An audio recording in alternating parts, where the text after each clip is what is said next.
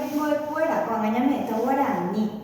Ahora es jueves 18 de marzo de 2021. De cuata, orerete, nuestro cuerpo. Digan, sherete, mi cuerpo.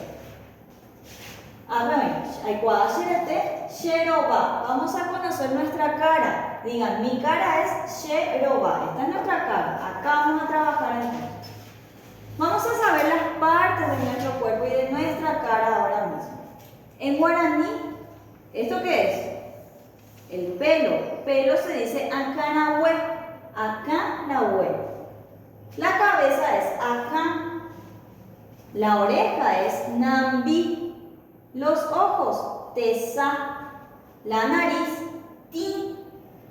La boca, yuru. Y lo que está dentro de la boca, que es la lengua, se llama kun. Vamos a repetir. Acanahue, nambi, tesa, akan, ti, yuru, kun. Eso van a practicar entonces para saber el nombre de nuestro cuerpo y nuestra cara, lo que estamos aprendiendo hoy. Vamos a aprender por parte el nombre de cada parte de nuestro cuerpo.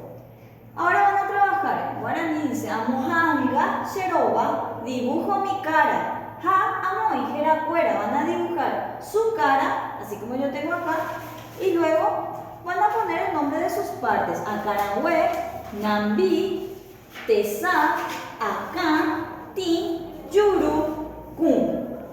Esa es la tarea de guaraní entonces para hoy. Vamos a aprender sherete, sheroba.